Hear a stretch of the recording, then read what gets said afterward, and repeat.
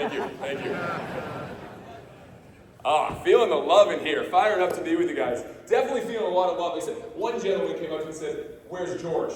So, still battling that one. But excited to be here. How many people here have actually heard of the Savannah Bananas? This has come a long way. It was about a year ago. I was speaking to a group much smaller than this, and I asked, "Have you ever heard of the Bananas?" And just one gentleman in the back was clapping. It was my dad. So we've certainly come a long way. But I think a lot of people, they see the social media highlights, they see all that, but really the journey. I look here, a lot of entrepreneurs, a lot of owners, a lot of people grinding every day, trying to find a way they can work. And we went through that, the same thing. We went through the same exact experience, trying to find a way. And I think I want to share a little bit to open and set context on how we can create raving fans by telling the story of the Bananas. Because it was 10 years ago that my wife and I, our 24-year-old team president and 3 22-year-olds, we went and started a brand new team in Savannah, Georgia. And we were the lowest level of baseball there was. You guys know Major League, AAA, AA. We were college summer baseball. And we were coming into this market with this goal to be successful. But minor league baseball had failed there for 90 years. And we showed up with this big dream, like many of you guys. You wanted to create something different. You wanted to make a great business. You wanted to make people proud. But we had that big vision. And then we showed up, and the former team had cut the phone lines. They cut the internet lines. They took everything out of the ballpark. There was nothing left. So we grabbed an old picnic table from outside the park. We brought it into an abandoned storage building. We started calling everyone and saying, "We're here. We're the new team." We had this big vision. We're going to make baseball fun. We're going to do things differently. But they hadn't seen it. They hadn't experienced it. And so they just thought we were all talk. And so we were doing social media like everyone else. We were promoting like everyone else. And we were getting results much worse than everyone else. In fact, in the first 3 months, we sold 2 total tickets. That's not a good business model. By January 2016, January 15th, we got the call. You never want to get a call like this if you're in business, because we were out of money, and we were overdrafting our account, and we were going to miss payroll. And Emily turned to me and said, "What do we do?" I said, "I don't know." She said, "Well, we have to sell our house." So we sold our house, we emptied out our savings account, we put the little money that we had into the team to cover the next few payrolls. And we found an absolute dump in Savannah. And she's like, "Jesse, we can't afford anything. This is the only thing that I could find that we could get." I'm like, "It can't be that bad." Well, it was an old garage that was turned into a studio. And I remember walking in and I said, "Nope, no way, no, no, no." So we bought it. And Emily, all we could afford was, we couldn't really get a full bed, we couldn't get much, we didn't have anything, so we got an air bed. And Emily didn't get a queen air bed, she got a twin air bed. So here's the great picture of the air bed right here. And you can see, it was the worst situation. That was our entire living space. So we were grocery shopping with just $30 a week. $20 bill and a $10 bill, we go to Walmart for 42 meals. But we believed in something. We knew we just had to get attention. We had to get people to experience it. And so we just kept trying to work, but we were still doing things like everyone else. I was like, we gotta name the team something different. We gotta create attention. And so we had all the community come up with different names, like the Ports, the Anchors, the Spirits. Even one person's like, "You guys gotta be the Braves." I'm like, "There's a team in our state called the Braves." And finally one person at 62 years old said, "Bananas." We looked at it and was like, "That could be fun. What if we had a senior citizen dance team called the Bananas?" What if we had a male cheerleading team called the Bananas? Now they're just referred to the Dad Bod cheerleading squad. I see a few possible candidates out there. What if we named our mascot Split? Takes a second. What if we did music videos that can't stop the peeling? What if we threw bananas from the top deck and people caught them in their pants? It's called Banana in the Pants. And we had all these ideas. And we said, let's just go with it. And so we went to that day to name the team. And we got our first shipment of t-shirts in. And we actually misspelled our own name. We had too many N's in Bananas. It was so bad. And then finally when we named the team, everyone in the community said, "This is the worst name ever. Whoever came up with this name should be fired. The owner should be thrown out of town. You're an embarrassment to the city. You'll never sell a ticket." But we got attention. They just hadn't experienced it yet. So finally we got enough people to come out to that opening night. We convinced enough people they were expecting us to fail. We gave all the food for free. We sold it out. And they showed up. And we were wearing green uniforms because we weren't quite right. True story. And we played terrible. We made 6 errors. We played terrible. But they watched the Bananas dance in the field. They watched as players went into the crowd and got down to a knee and delivered roses to little girls.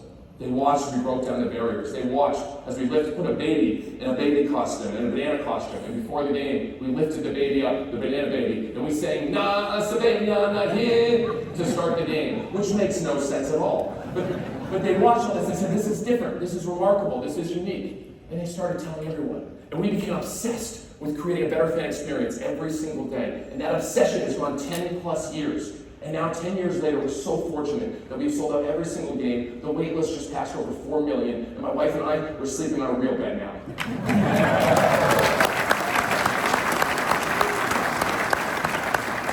I share that context because it's going through the journey. It's 2 words changed everything for us. And those 2 words were fans first.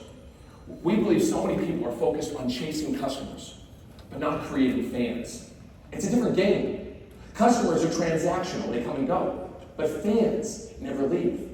And so how do you create fans? You think about every touch point in the experience and how do you make it remarkable? How do you make it different? How do you make it unique? Because when you have fans for life, you never have to market a day in your life. We marketed like crazy that first year and we failed. Now we spend $0 on traditional marketing, but we invest everything on creating a remarkable experience. And so when you have fans, you know what it's different. Fans, they have this obsession, they love it. And it doesn't just have to be for a sport, it can be for anybody. But I've seen fans come up to us. I remember a family, a gentleman and his wife and 2 kids came up after a game and they said, "Thank you, that was so much fun." I go, "Nice, did you come into town for this?" They said, "Yeah, we drove 40 hours from Utah for this game and we're driving 40 hours back tomorrow." In my mind, I'm like, what is wrong with you? And I want to tell about a thing called an airplane, but I didn't get into the details. We have fans that get tattoos all over their body. We have one gentleman, we now have 6 teams, and every year he keeps adding our logos. He goes, "I don't have anywhere else to put one of your team logos." I go, "That's a you problem, sir." But what if your brand, your company, they want to wear your merchandise? Most of you probably don't have merchandise. I understand, but what if they do? Like this company, they make me feel something different. Even though there's my landscape, even though they did my patio, whatever it is, they did it at such a high level, I want to represent them. I want to wear them. We have such a unique business model. We don't have traditional broadcasting rights. We don't have traditional sponsorship. Our fans support us, and our merchandise, we're so fortunate is through the roof because the fans that believe in what we're doing. So how do you create that? So today, we're going to go into some ways to create raving fans, and how to go from a normal experience to a remarkable experience, and then to an unforgettable experience. When you create an unforgettable experience, you never have to market yourself, and your team, your people, will feel purpose every day coming to the job. I know I was talking earlier with some of the people on the team here, and it's a challenge keeping people on your team. It's a challenge. Turnover. People see it as a job. How do you give purpose? It's when you do things other people aren't doing, you get purpose in what you do. If it's just showing up and doing a one and doing a job, it's hard to have purpose. This group right here has purpose because you guys love it. You love it. You started a business, you've done something special, but you're going to get purpose in thinking different and doing something above and beyond. So that's what we're going to do today. We're going to try to see how can we create, in your business, you can get your customers to become raving fans and say, "You wouldn't believe what my landscaper did. You wouldn't believe what this group did that's working on my house. You wouldn't believe the first time I signed up with them, that first day, what they did. You wouldn't believe on our 1-year anniversary of working with them, what they did. You wouldn't believe. If you create You Wouldn't Believe them, you wouldn't believe what happens to your business. You'll never have to think about marketing. You'll never have to think about promoting. You can just think about doing what you love because your fans will love you even more. And that's what we're going to have fun with this today. So the question, are you guys with me on this? Yeah! I love that yell. All right. So this is not going to be your typical speech, all right? We are going to do some dancing. We're going to do some singing. We're going to turn this into Banana Land here a little bit because I think it's more fun. So to do that, we're going to start off. We're going to do the 5 E's to create raving fans that can dramatically change your business. And I've learned firsthand through a lot of failure. But the first E, to get into that, we're going to do what we call a sing-off. We're going to play 3 songs. When the song finishes, we're going to finish that song with. We do it every night at the ballpark, but it's going to lead into this first E. So we're going to make it a competition. We're going to make it the right side all the way over there versus the left side over there. In the middle here, just sit. And we're going to figure out which side you go to. All right, 3 songs. Here we go. First song. All right, here we go. Let's go over here.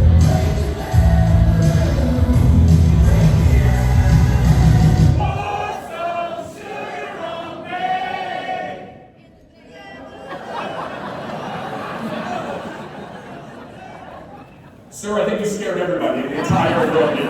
So for that, you won the entire section for your right now. I'm going to stand on this side, next one. Next song, here we go. Here we go.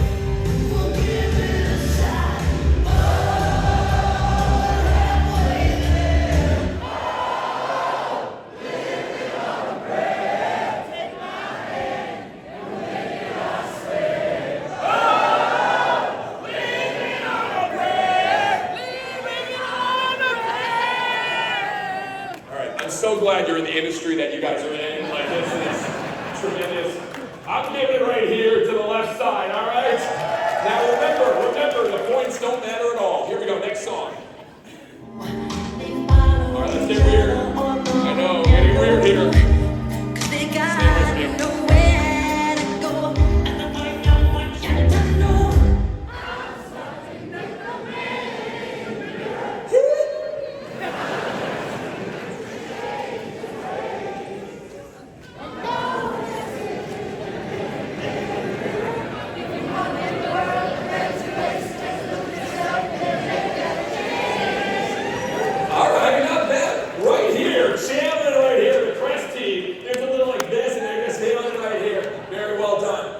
No points granted to anybody, I just read that. Why are we singing Man in the Mirror? Why are we singing Michael Jackson this early? Because the first step to create raving fans is to have a mirror moment. To have a mirror moment. Most people, what they do is they look at their competitors. So put yourself in your fan's shoes, your customer's shoes, and look at every friction point in the experience and say, how do we eliminate them? Look right at your own experience. I learned this from Walt Disney. I've studied him more than anyone. You look at Walt Disney. When he built Disneyland, he put an apartment above the fire station just so he could be on the ground so he could walk the park every day. And he could find out, what are the friction points? What are the challenges? How do I make the experience better? He said, whenever I go on a ride, I always ask, what's wrong with this thing and how can it be improved? He was a friction fighter. And so the question, most of us would think about, hey, what are our competitors doing? Well, what are the challenges from your customer's point of view? And the first thing you have to do is ask, what business are you in? But what business are you really in? We're not in a baseball business. We're in the entertainment business. So the question is, you're not necessarily in the landscaping business, the hardscaping business. You're in something different. With what you provide for the families, commercial, residential, it's so much more than that. And so when you know that, you can design an experience that way. But the only way to do it is first eliminate one of the friction points. And so think about your industry. For us, our industry, baseball, which we started in, many people would say it's too long, too slow, too boring. Now again, I'm probably the only owner that would ever say that, but I would. And I know there's people here that like baseball. Granted, it's a great game. But to many people, it's too long, too slow, too boring. So we had to think, how do we do something that's fast, entertaining, non-stop? How do we change the game? And we tried a lot of things in the beginning that didn't work. Flatulence Fun Night? We thought giving away whoopee cushions and having a beaver eating contest would be fun. Nobody showed up. Or when we actually said, hey, we're going to do salute to underwear night, all right? So anyone who, we're going to throw underwear in the crowd, and anybody who wears underwear over their pants or shorts gets a free giveaway. It was the most unfamily-friendly night we've ever done. You try and you learn. But people start saying they're different. What are people saying about you guys? What makes you different? It's one of the hardest questions every single business can answer. A lot of them say we're a little better, we're a little faster, we're a little bit more affordable. What are you the only in your industry doing? And the only way you get there is you've got to look at the big friction points in your industry and do the exact opposite. And so we kept going. What are the other big friction points? You guys ever been to a sporting event and then nickel and dimed? All right, you got your ticket fees, your convenient fees. Which are the most inconvenient fee I've ever heard of? Your service fees, then your taxes. You buy a ticket to a concert or sporting event, whatever it is, it's $50, ends up being $78.25. It's crazy. And then you pay for your burgers and your hot dogs and your drinks and your parking. At the end of the night, it's crazy. So we said, when we started in Savannah, we had to do it differently. So we built our own ticket platform, no ticket fees, no convenient fees, no service fees. We pay your taxes, and all your food is included. All your burgers, hot dogs, chicken sandwiches, soda, water, popcorn, dessert, everything all night long for $35 now. It started at $15 back 10 years ago. That's crazy. That's crazy. And I'll tell you, we failed miserably when we started. The first night, we didn't know people were going to go through 10,000 pieces of meat in an hour. People had to wait almost 3 hours the first night. It was brutal. but you have to be willing to get through the messy to get to the great. It's always going to be messy when you're disrupting and you're doing something different because there's no blueprint on how to do it. And so what we did is, we moved the stanchions around. We had drinks first, so people would put drinks in their hands as opposed to going like this with all their burgers and dogs. And we changed it, and now in Savannah, everyone can get fed within 5 minutes, every single night. So you keep going. What are the big things in your industry from your customer's point of view? So what we realized is we were doing all the entertainment. We realized fans were still leaving games early. We actually took pictures of our grandstand for an entire season, every half hour, and then videos starting at 9 o'clock to see when our fans were getting up. And we realized that our fans were leaving at 9 o'clock, 9:15 at the latest. And we had the data to show it. If we asked our fans, hey, do you want to change the game completely and do a 2-hour time game? They wouldn't have said yes. It's not about surveys. It's about testing and doing and seeing how they respond. And so that's what we did. We changed the game. We said, all right, we're going to create a new game. 2-hour time limit. We're going to create a game where there's no mound visits, no stepping out of the box, and no bunting, because bunting sucks. If you bunt, you're thrown out of the game. And if fans catch a foul ball, it's an out. And so we just started testing and experimenting. So what are the big macro? And now go to the micro. What are the micro frictions? What about voicemails for you guys? How responsive?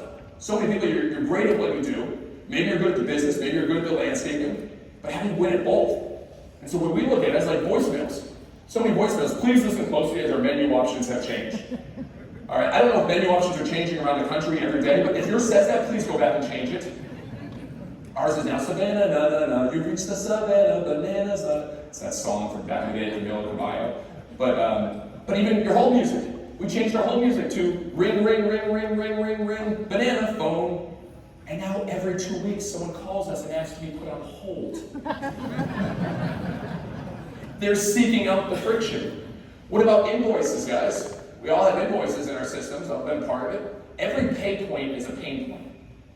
Every pay point is a pain point for your customer. So how do you make it seamless? How do you make it different? How do you make it unique? And so when we thought about it, we said, all right, we have boring invoice forever. So how do we change it? So we wrote a new one. It said, congrats, this is the day you've been waiting for. Today is the day you get to pay.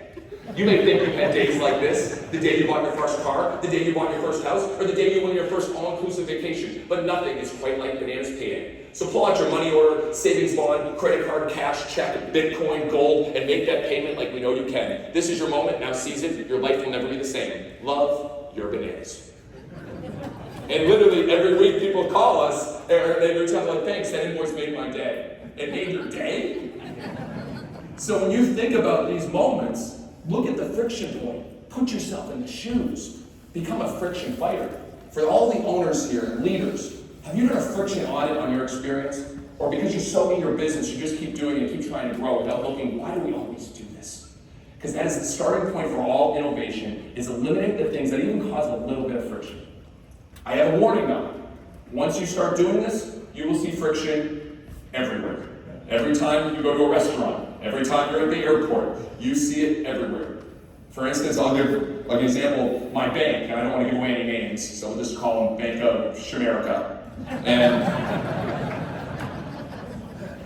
when you call your bank, what do you want? You want to speak to someone. How easy is it to speak to someone? Dial 1 for this, give your account number for this, what's your social security for this, are you an organ donor? What are you asking me? How quickly right now can your customers get in touch with you? How quickly can they get an answer solved? It is hard. It's hard for us as we've scaled, but that makes such a big difference. So that is the starting point. Eliminate friction. That is not the most fun part, but you can't start creating wow until you know you can eliminate the friction. You guys with me? Yeah. Yep. All right, it's now time for the second inning stretch. So everyone on your feet. Second inning stretch. Yep, we're going to do this at the ballpark. This is going to lead to our next E. We do this every night. It is a tradition in Banana Land. It's Hey Baby. So I want you to follow along here. Let's get the music going. All right, so clap, clap, clap. There you go. Here we go.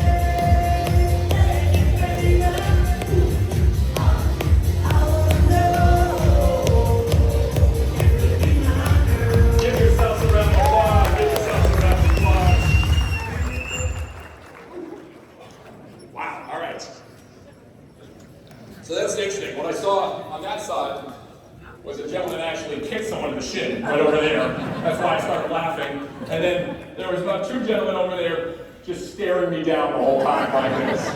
I get it.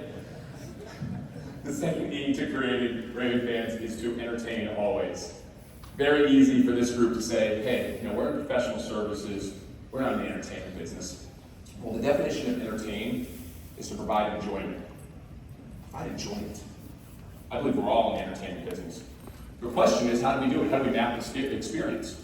P.T. Barnum, one of my mentors, said, the noblest art is that of making others happy. That's what we do in many ways.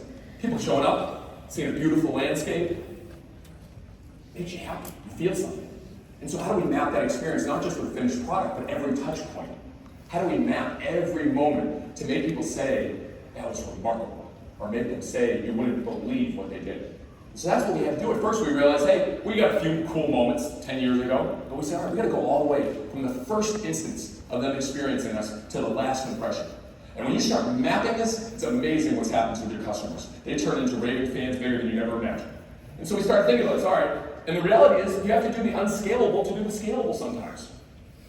Think about this, it's like, it was very unscalable for us. We learned in the first 7 years, we called every single fan that bought a ticket or merchandise and thanked them. Every single one the first 7 years. That was 150,000 fans a year. That's become unscalable as we're serving over 3 million now. But we think about those moments. And even when we launch something brand new, we try to think, all right, how do we go so far above and beyond? If you're doing something brand new in a new market, testing something new, how do you go so far above and beyond and learn how to give that as an experience? And then figure out how to scale in different ways. And so for us, we just, two years ago, we launched our nonprofit. My wife and I were foster parents. We learned there's a challenge in this country with over 400,000 kids without a permanent home. We said, we gotta do something. So we started honoring foster families at each stadium that we go to, build a standing ovation, make them the heroes, recognize them, and try to get people to become foster parents. And of course, we named the nonprofit Bananas Foster. And so, but now, even the second year, if someone makes a donation, they will get a call. It may not be right away the next day, but it's within that week or 2 weeks. That's a point where that becomes unscalable. But still, you gotta build those fans in the beginning. So what do? When someone signs up for you, I don't care if it's a commercial account that's millions of dollars, or if it's just a house down the road that's a very small account. How is it different when they sign up to do business with you? I've had landscapers throughout the years and, sign up and really don't hear from them until it's time to pay. That's the reality. I don't see things, they do a good job, I'll tell them, hey, can you do this? But how do you feel something different? To be honest, I can tell you my name now, the landscaper's name. I should know, I feel like there should be a connection here. So what happens? So how do you make that special? And so for instance, we said, all right, let's think about when people come to a game, how do we do it differently? And so 6 years ago, we started thinking, when you buy a ticket, what should happen the first time? And so I want to share a video we did 6 years ago, a little embarrassed by it because it's old school, but when they first bought a ticket, this was the video they got. You just made the best decision of your day. As soon as your order came in, a high priority siren alerted all Bananas personnel to attend to your order immediately. Our dedicated team of Bananiacs immediately put on banana suits and rushed to the ticket laboratory to produce your tickets. Your tickets were then hand-picked by a banana nana and placed on a silk pillow. To celebrate the birth of a new fan, your tickets were then lifted in the air as we collectively sang Circle of Life from The Lion King. Your tickets are now on their way to our vault, where they'll be watched under maximum security. Now, we are ready for you to go bananas.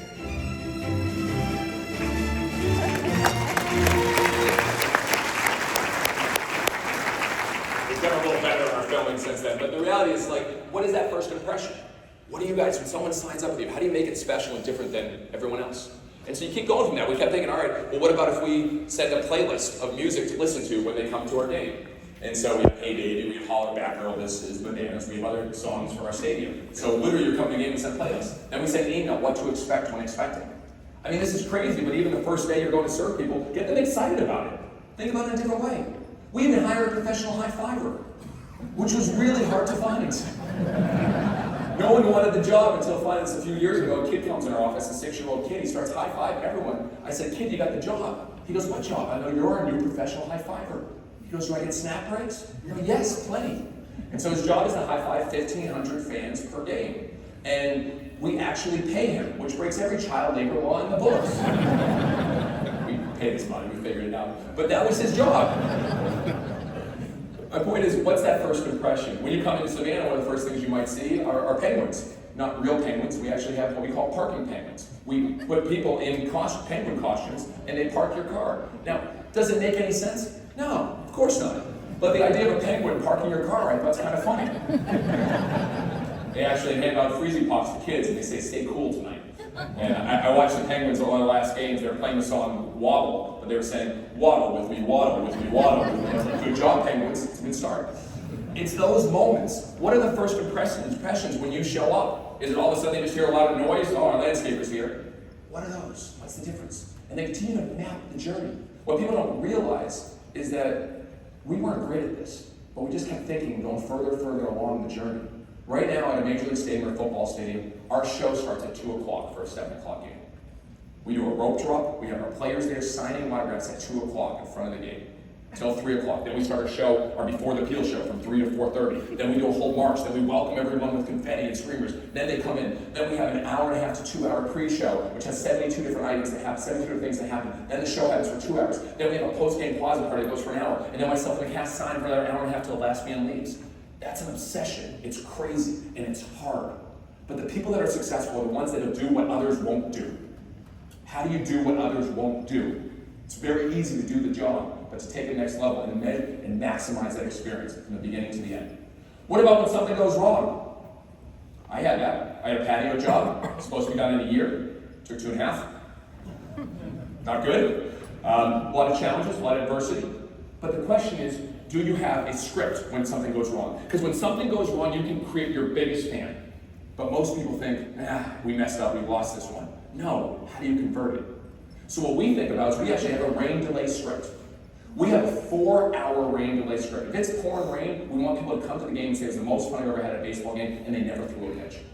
If something goes wrong, timing, challenges, how do you have something that you can give back to them to make it better?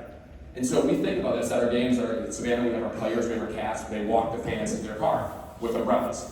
And I'll never forget, we had an intern who was with us for just 2 weeks at that point. Her name was Laura. Her name is still Laura. And I watched an older gentleman walked up to her and he's like, I'll take a walk, please. And she goes, okay, puts the umbrella over them. So starts walking. We think, it's going to be gone in 5 minutes, 10 minutes max. 20 minutes goes by. 25 minutes goes by. 30 minutes goes by. We're about to send a search party up for Laura. Finally, she comes back. She's soaking wet. She's drenched. I'm like, Laura, where were you? She goes, I walked that gentleman to his doorstep. I go, you walked him home? And she goes, he said he was just right down the way, but it was over a mile.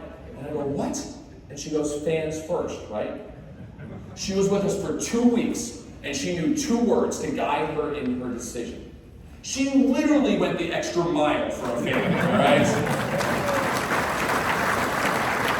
So the question is, does your company, do you have guiding principles that even someone that starts with you for 2 weeks, they know to do the extra?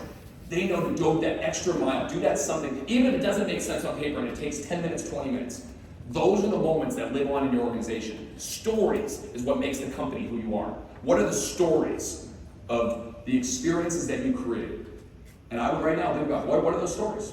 Because those are what live on. And we have a book of all our fans' first stories. That's what we talk about every single night. What are our fans' first moments? What are we going to create? Who's going to go the next mile? We see all the social media. We don't talk about all this, but this is the root. This is the core. This is how we build this. So that's what I love jamming with you guys on. All right, first E, eliminate friction. Second E, entertain always. Third E, all right, let's have some fun. Let's get some music. Let's do some giveaways. Who wants some giveaways right now? You want some giveaways here? Here we go. Get some music. Here we go. Who wants some giveaways?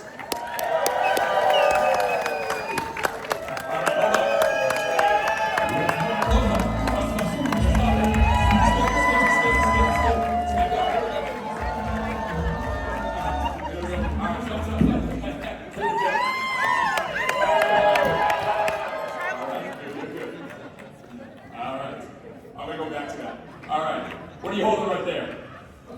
That is Dolce & Gabbana underwear right there. Dolce & Gabbana underwear. All right. Let's see right there. You see that right there? Official Dolce & Gabbana underwear. You got it. There you go. You got that right. You got to experiment constantly. We have 2 different sizes, the big banana and the small banana. Okay? The big banana outsold the small banana dramatically, so that's all we do. But the third E is to experiment constantly. And so when you're experimenting, when you're thinking about how you're going to experiment, you got to think about what are those things that no one else is doing and try. So for instance, when we're mapping the experience, we're mapping the journey of creating fans, we thought about, all right, what about that last impression? And so what about if we had a video or something that we could show that last impression? And so I thought about this. I was like, all right, what happens, what about after they experience you? They experience a landscaping service. What's that last impression? And so for us, we were like, all right, you come to your game, you leave, and that's it. You just walk out, you leave. What if we had something 1 day later, 2 days later, 1 week later? So we thought, all right, could we create a 1 week experience? And so we decided to send a video. And we said, all right, we're going to send a video. And it's going to be 1 week after they experienced our show. And so we go back, guys, and show that video that we have the 1 week. Here we go. It's been 1 week since you saw us play. You watched players dancing in a funny way. 5 days since we saw you leave. The banana band was playing Stand By Me. 3 days since you sang along. At the top of your lungs to the songs that you sang on. Yesterday, you were humming the tune of Hey Baby with your mom in the living room. And then I'm also a little faster. You're thinking after, what the heck did I just see? Was that a still or a kill? You're so surprised you're so split. It's not a problem, cause it's all that you can eat. Banana baby looked like a lion king. It's kinda our thing, is the way we keep things up. Coach does a little break dance. You feel the romance when he's twirling to a love song. Gonna make a break, make a play. They shake them with the game. You wait to see it, but you like the party animals. Gotta see the show cause they know what the status quo is. Gotta go and making changes, and I know you think it's radical. How can we up it if our team's name isn't food? Trying hard to be tough, but it's still cute. We're the type of team with a couple cheer squads. One is nanas and the other one is dad bods. Thank you for coming and partying. Is it cool if we say that you're a fan? It's been 1 week since you saw us play. It's been 1 week since you saw us play.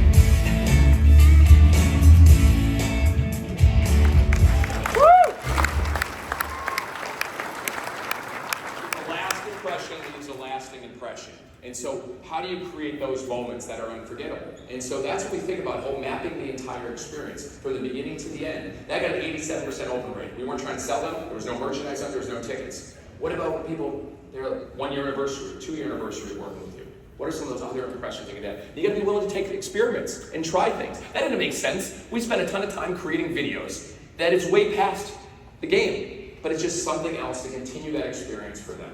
So those little moments matter.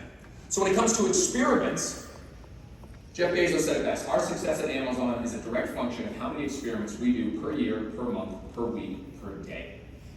How many experiments are we doing? Not just with our product, but with our actual experience.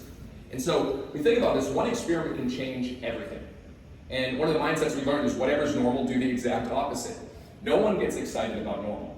And I know professional, you guys are in professional businesses. But how many times do you, as a spouse or a wife, come home and say, honey, I met the most professional person today.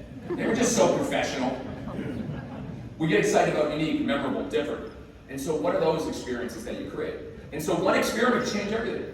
Our one experiment was dance. I never knew we were going to dance, and I'm not telling you guys to dance, that would be weird. But what I'm saying is, we already heard you sing, so that would be tough to get into that. But what does it look like? So for us, it was like, all right, I was meeting with an HR company, I'll never forget. I'm with the HR company, and I'm trying to get them to come to the game. This is way back in the journey. And they're like, we're not interested, baseball's boring. I'm like, no, it's fun, we're trying to create this whole show. And they're like, nah, we're just not doing it. It's like, you guys don't do anything that really special. And this is before we really did anything. And I said, well, no, our players are different. They're like, well, what do they do different? I go, they dance. And she goes, they do? Yes, they do. Yep, they dance. And she goes, really? And I go, yeah, it's unbelievable. And she goes, oh, wow, well, that's interesting, but I still don't think we'd be interested. Oh, fine. But I watched her reaction. She got excited about it. She perked up. I said, well, what if we tried it? So remember our first practice, I brought a dance instructor over to the guys. I said, guys, before we take batting practice and we work out, we're going to learn how to dance. And I'll tell you, it was crazy what happened, because every single player except 4 said, we're not here to dance. They literally walked out and said, we're here to play ball. I had 4 guys that stayed with me. And I'll tell you, they were good ball players, but those 4, they were terrible dancers. But they learned to jump on and dance, and they did it. And that first night they did it, the fans cheered. By the second night, they're signing more autographs than anybody. By the third night, I'm walking through the crowd, and a husband is trying to talk to his wife, and the wife goes, shut up, honey, they're about to dance. And I knew we had something. It was that one experiment that led to the Bananas. That led to the breakdancing coach. That led to our dancing in the middle of the game. That led to our twerking umpire, which is crazy. That led to the New York Times doing a full page in the culture section about how we've impacted dance culture. It's crazy. That one experiment has led to billions of views. And it's just dance. You don't think players are dance. So what's one that you guys can do, not necessarily dance, but what's one when you first interact with a customer? What's maybe a unique gift you could leave? What's something that they're like, wow, this is special. No one else does that. That's an experiment that we think about. And some experiments don't work well. The living piñata. I thought putting someone in a costume and having kids with plastic bats hit them while they threw candy would be good. That was another HR disaster. Or when we were in Baltimore this past year, I was like, all right, we're gonna pay homage to like crabs, Baltimore fans here. I was like, all right, we're gonna do a new one called Crab My Pants. And we're gonna put actual crabs in people's pants as they race around bases. That was extremely dangerous. Not as bad as when we had our pregnant women dance off. That women in their third trimester were dancing on the field to Salt and Pepper's Push It. Can't unsee that. Some experiments don't work, but every night we do 10 to 15 things we've never done in front of a live crowd. 9 to 12 don't work, but it's some that do work that become actual gold. And so how do you think about your group? And you go back and you say, you know what? We're going to have an idea session, an idea palooza as we call them in our group, or OTT, over the top ideas. And we're going to say, all right, what is one first impression thing that we can do that is remarkable? And everyone come up with 10 ideas. Reason for 10? 10, it's hard. It's hard. Just like working out, you got to work your idea muscle. And when you get to rep 6, rep 7, rep 8, it gets a little harder. When you're coming with idea 8, 9, and 10, it gets really hard. But that's how you build it. We've been doing ideas for years now, every single day. And so you go back and your team and say, let's think of an idea of something that we can do remarkable. Maybe on the paying process, maybe when we show up, maybe when we leave, maybe at 1 year. And say, all right, let's come up with some ideas. And that's how it starts. Because one idea can change everything. We can't be afraid of failing. We have so many ideas that fail. They don't remember the failures, remember the ones that hit. So that's what I think about. All right, so we've done eliminate friction, entertain always, experiment constantly, and now to our next 2. And these are very important. Engage deeply. Do for one what you wish you could do for many. Do for one what you wish you could do for many. I learned this from Andy Stanley. And the mindset is you think about, we serve so many people. Some here you got huge brands, huge businesses, you're serving thousands of people. But it's those little unique moments that really make a difference. And so we started thinking about, all right, what are those? And I learned this from the Magic Castle Hotel. Has anybody heard of the Magic Castle Hotel? All right, a few people out here. It's an old 1950s apartment complex. And it's a yellow apartment complex that they turned into a hotel. It has no gym, no spa, no restaurant, nothing that you would say a nice hotel has. But it's a number 2 rated hotel in all Hollywood. So I had to go experiment with it. I had to go experience it. I was like, all right, I showed up, no yellow tux, incognito, walk in, and they greeted me and said, Mr. Cole, welcome, here's a drink. We have a snack bar right here. We have free DVDs for your room, which I didn't know those still were used. And then they said, we have an ice cream bar every day at 4 o'clock. If you need laundry, we'll take care of it free of charge. And I was like, this place is pretty special. And then I remember I walked to my room, and it was an older pool, but I saw across the pool they had this red phone, and it said Popsicle Hotline. I go, yeah, 100%, yeah. And so I answer the phone. It says, Popsicle Hotline, would you like cherry, orange, or grape? Orange, please. And all of a sudden, a gentleman walks out with a silver platter and hands me the orange popsicle. I was like, this place is magical. It was a 10-cent popsicle, and I was blown away. So I went to the CEO. You guys here right now, you gotta be constantly curious. I was like, how do you guys do it? What do you guys, how do you do what? I go, how do you create this experience? He goes, oh, we just teach our people, listen carefully, respond creatively. I go, wait, what? Because we teach our people, listen carefully, respond creatively. I go, Darren, what does that mean? And he goes, well, we ask questions. We get to know our guests. We ask what brings them to town. And then we respond in a creative way. You guys are people's homes, their neighborhoods, their communities. You guys know so much about what matters just by being around you. And so I thought about this, and he said, yeah. I go, give me an example, Darren. He goes, well, a couple came in the other day, and we said, what brings you to Hollywood? They go, oh, we're huge Marilyn Monroe fans. We're going to see her at the Walk of Fame. We're going to see her at the Wax Museum. And the receptionist said, oh, you need to go to this restaurant. They have a special meal named after her. It was her favorite meal. Like, oh, thanks, that's great. So then they left. The receptionist went and got a poster of Marilyn Monroe, put it up in their room, and said, "Thanks for coming to see me. Love, Marilyn." To me, that's the creepiest thing I've ever heard of. But they were blown away, and they told everyone. He goes, "We incentivize stories over sales. Stories over sales. Every month or two, we'll do a contest. Who creates the greatest moment for one of our guests?" What if your team did that? What if it wasn't, "Hey, how many new yards can we get? How many new businesses? How many more accounts can we get? How many more great fans first moments can we get?" You do that at the end of the year, the business will start taking care of itself. And so that really hit home with our team. So we went to our team and said, "Guys, we gotta listen carefully, we gotta respond creatively." So now our team, every day, we're seeking out, if we sign out one of our fans is having a baby, we'll send them a Bananas onesie. If we find out someone's getting engaged or got engaged and they're coming to our game, we'll search the stadium in Savannah, it's open seating, to find them and then give them flowers and celebrate them. Our team is just constantly on the lookout for those stories to create because that's what we celebrate. And so there was a letter that we received, and I want to share this letter. A couple slides ahead, guys. I want to share this. Let's go! Let's get the energy in the letter. So this letter we received: "To the best digital marketing team. Hi, my name is Haley, or Hailstorm on TikTok. I made a comment on the video of Noah Bridges doing the ceilings trend from March 7th, saying if only he was in a long, flowy yellow dress. And somehow you guys saw it. A few days later, you made that wish come true. I cannot begin to tell you how thankful I am to you guys. It might not seem like a big deal to you, but it meant so much to me. I've been struggling with my depression more than normal, especially when it comes to feeling like I matter, or that people even notice me. So for you to make that video in response to my comment, it felt like I was being seen for the first time in a long time. It truly made my year.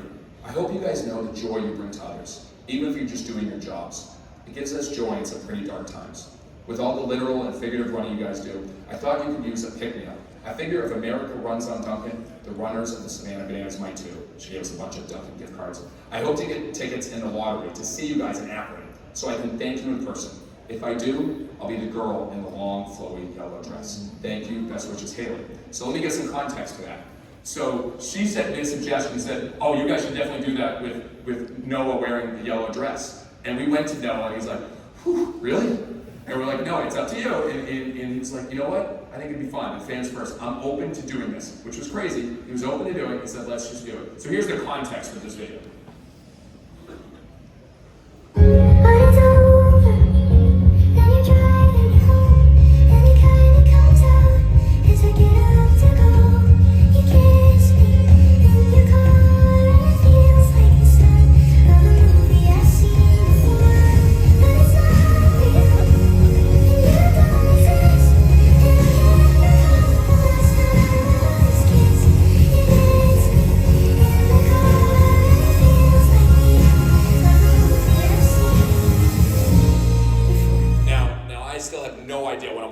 At all. I don't understand it, I don't get it, I really have no idea, but somehow I got like 30, 35 million views, so it resonated with some people. And so that happened, we did it, and it was like, okay, I sent this letter, we shared the letter with Noah, and he's like, "Oh, I want to invite her to come to Akron. I want her to be a VIB, which is a very important banana, and so I want to take care of her and make a special experience." And so he sent a video to her, he said, "Hey Haley, it's Noah here, I'd love for you to be a VIB, why don't you come out, we'll make it fun."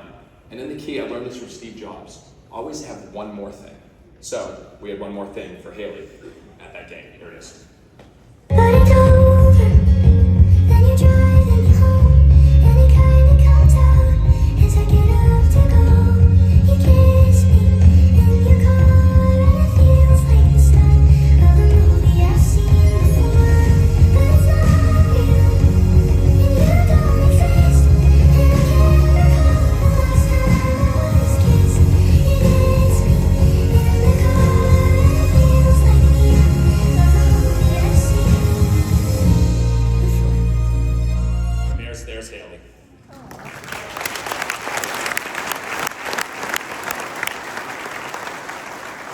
So she moved to Savannah, true story. She became a big fan, but that wasn't the goal, that wasn't the intention. It was do for one what you wish you could do for many.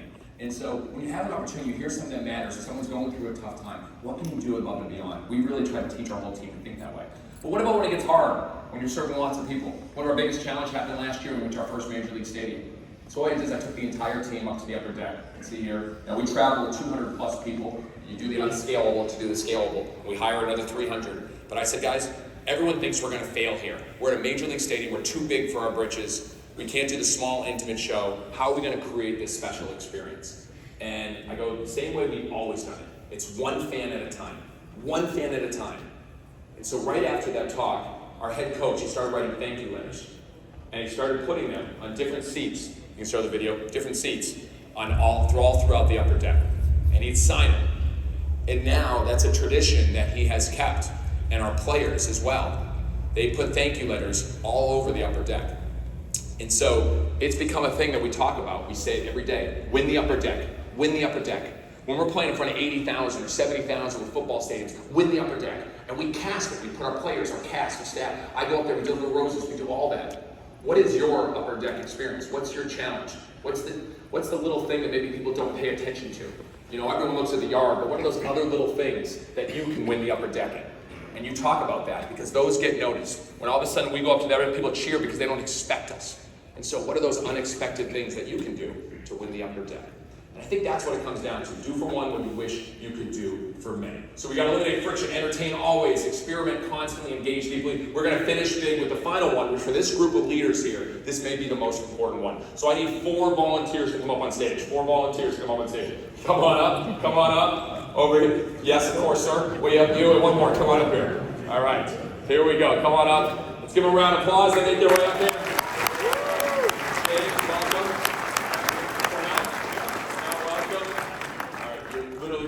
Okay, here we go. All right, John, welcome. And Joseph, much easier. All right, sorry, we already have 4. You're going to high five, though. Thank you, Tanner. All right, big round of applause for Tanner. All right, last one here.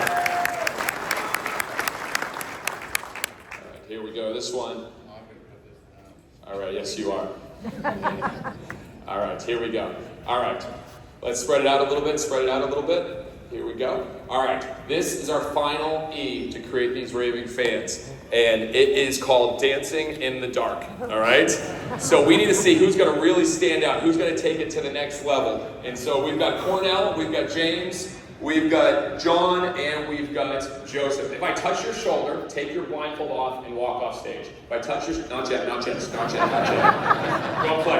If I take your shoulder and walk off stage, whoever dances the craziest wins. So we're gonna go to the next video here. The song, and you guys ready? Down to 2. One more round of applause for these guys. Here we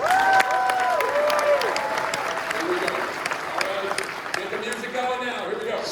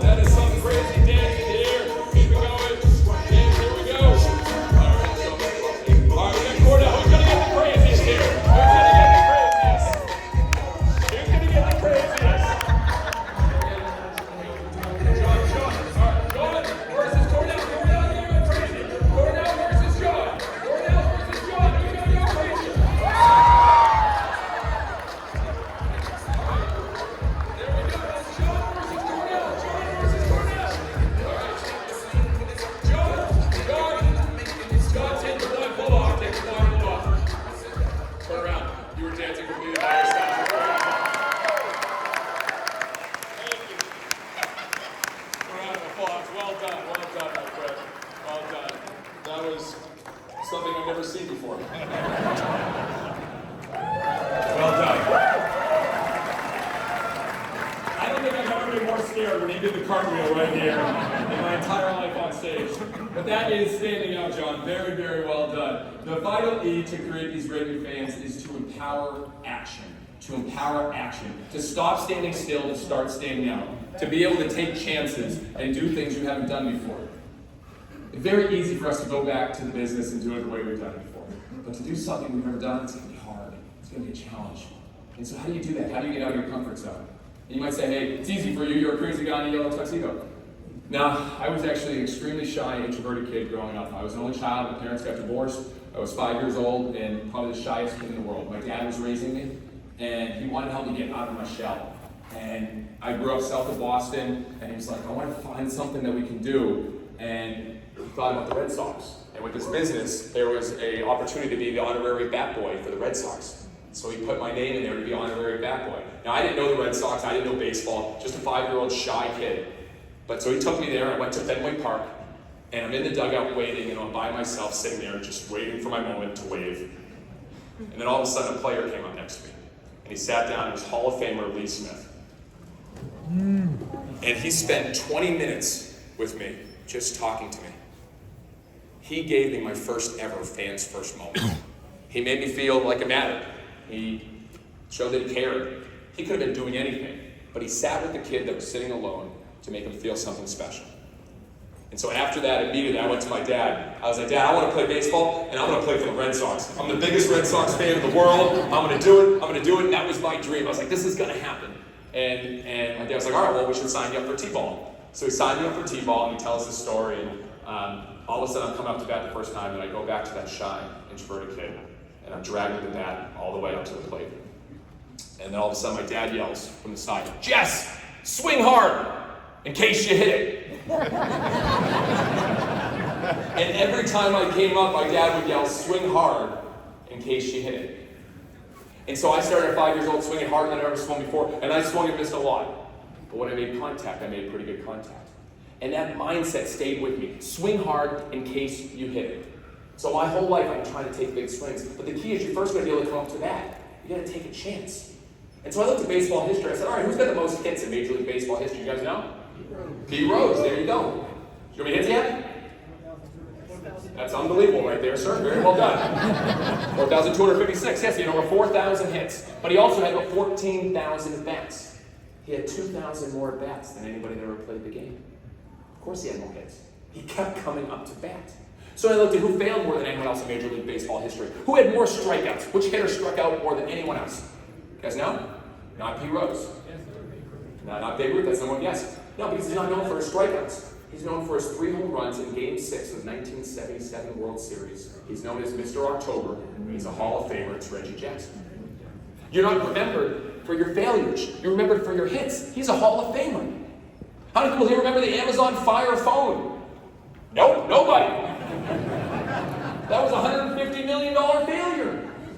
But that technology and the team working with it helped build the Alexa and the Echo that we have today in our homes. It's not a failure. So how do we take those chances? How do we empower ourselves to get out of this world? And we're going to do something different with our business to create an experience that matters. You might not feel right away, you got to get through the mess, you got to get to the great. But maybe it's not just yourself, maybe it's also empowering someone on your team.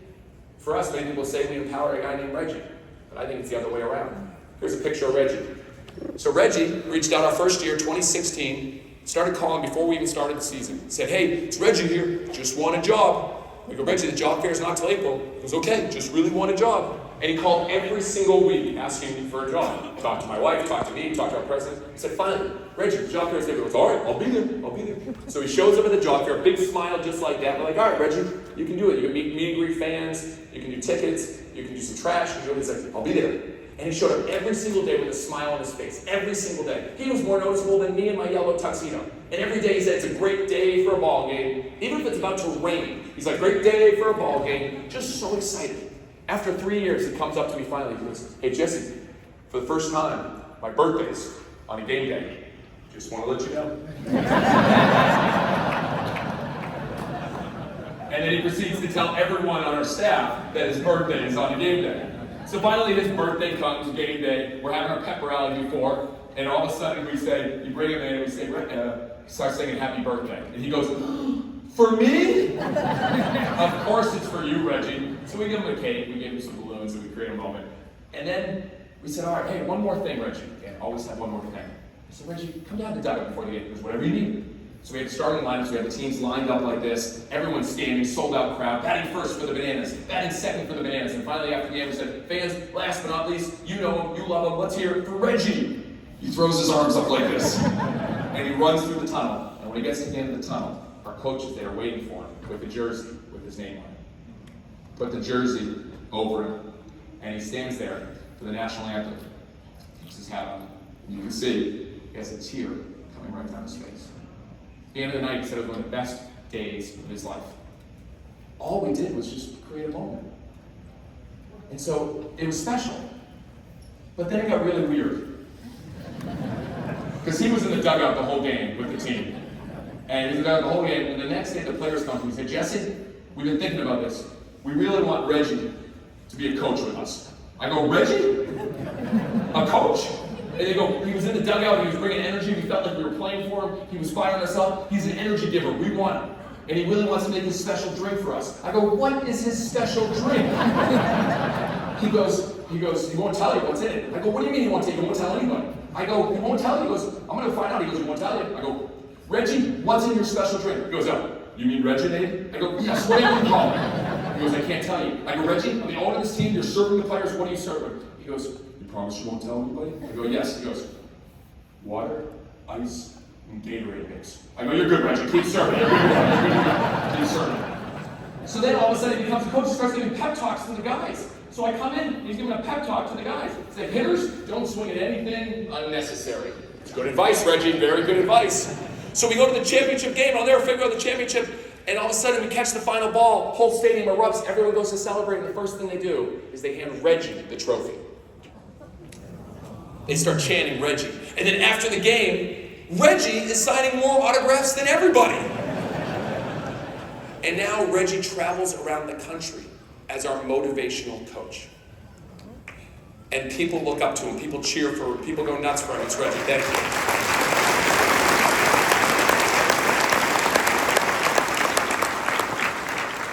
People may think, oh, you empowered him. No, he empowers us. Every day how he shows up with energy to make a difference, with passion, with fun. Who do you have on your team that you're just letting them do the job and not letting them shine in a different way?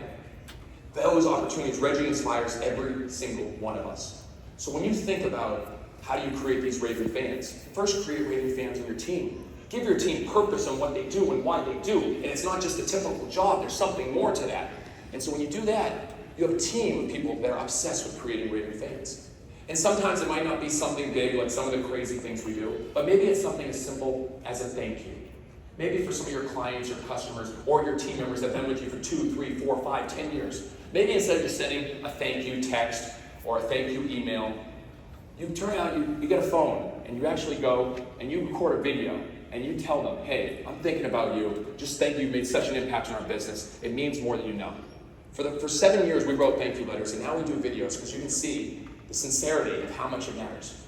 And so I challenge you today to go out and make a 30-second video to someone on your team, some client or customer, and just say, hey man, I'm here, I'm just thinking about you, I'm so grateful. While I'm here, you're taking care of this, you're doing this, or you've been a big part of our company. Something like that. And if you guys are with me, I'd like to do a quick 30-second video to Reggie right now. Are you guys okay when we do that?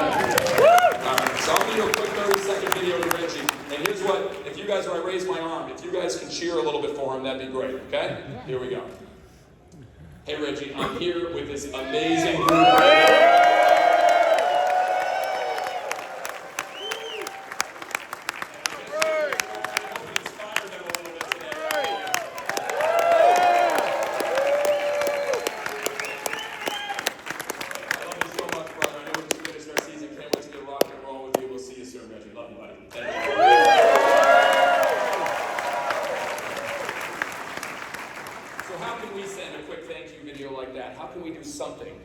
Create a raving fan and do it differently than everyone else. For the 4 people that came up on stage, can you please stand? Let's give them a huge round of applause for taking a chance. I tell you, what you guys are going to do going into the end of 2025 and 2026, you're going to make a bigger difference than you ever imagined. Because you're willing to take a chance and do something others won't do. Come up on stage and dance like that was crazy, my man, but you're going to make a huge difference. So congratulations to you guys. Great work. So why does this all matter? Why does it all matter? When you think about everything, it's like, okay, we can do the same thing we've always done, or we can try different things. Well, the reality is, sometimes the dreams can come true. I never imagined I'd get the opportunity to play at Fenway Park. I never get imagined to do these things. But then there's some things you really are just so beyond anything. And it was 2.5 years ago that I got a phone call I never thought we'd get. It was from the National Baseball Hall of Fame. And they said, we can't ignore the Savannah Bananas anymore. I go, that's not how I imagined getting this call. And they said, we need to honor you for the impact that you guys have made on the game of baseball. And so we want to create an exhibit, and we want to have all your fans, your players, your cast, yourself, be there. And so they did it. We showed up that day, and the first person they had greet me was Hall of Famer Lee Smith.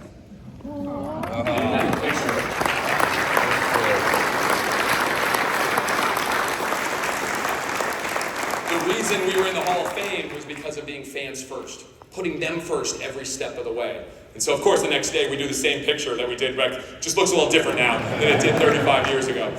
But the reality is, that's the difference. I share all this with you to say that anything is possible when you think differently and put other people first. When it's not just about doing business the same way. It's about mapping the experience. It's getting your fans to say, you wouldn't believe what they did. That's how dreams come true. As Walt Disney said, all of our dreams can come true if we have the courage to pursue them.